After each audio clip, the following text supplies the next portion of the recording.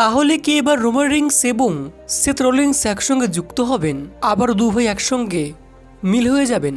বন্ধুরা, আমরা দেখেছি যে লাস্ট রয়ের এপিসোডে ব্রন বেকার ও ব্রনসন রিড হামলা করেছিলেন সেথ রলিন্সের ওপরে এবং তাকে বের করে দিয়েছেন ভিশন থেকে।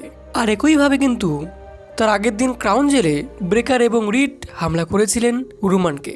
তো এখন দেখতে গেলে রোমান রিংস এবং রলিন্সের শত্রু ব্রেকার এবং রিড এবং ওয়াইসম্যান পল হেমেন। তাই শত্রু যেহেতু এক, তাই হয়তো টিম আপ হতে পারে রোমান রিংস এবং সেথের মধ্যে।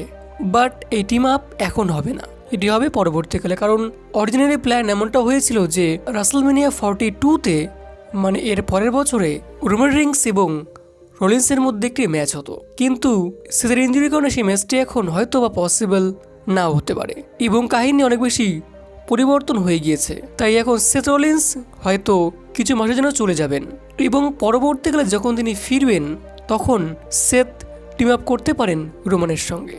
শত্রুর শত্রু আসলে কিন্তু বন্ধু হয়। আর অপরদিকে রোমান এবং সেথ এরা হচ্ছে ওল্ড টাইমের বন্ধু। কিন্তু আমাদের ভুলে গেলে চলবে না যে সেথ একবার বলেছিলেন তিনি কখনই রোমানকে সাহায্য করবেন না কিংবা তার সঙ্গে তিনি যুক্ত হবেন না। এটা আমরা সার্ভে সিরিজে দেখতে পেয়েছিলাম এবং সেখানে রলিন্সের বদলে যুক্ত হয়েছিলেন সিএম পাঙ্ক রোমানের সঙ্গে। তারপরে দেখা যাক সমস্ত মান অভিমান ফেলে রেখে আদৌ সেথ যুক্ত হন কিনা রোমানের সঙ্গে, তা এখন দেখার বিষয়। কারণ শত্রু যেহেতু সেম, তাই সেম টিমে যুক্ত হতে পারে রোমান রিংস এবং সেথ রলিন্স। বন্ধুদের পুরো বিষয়ে আপনাদের কি বক্তব্য তা আপনারা কমেন্টে অবশ্যই বলতে পারেন।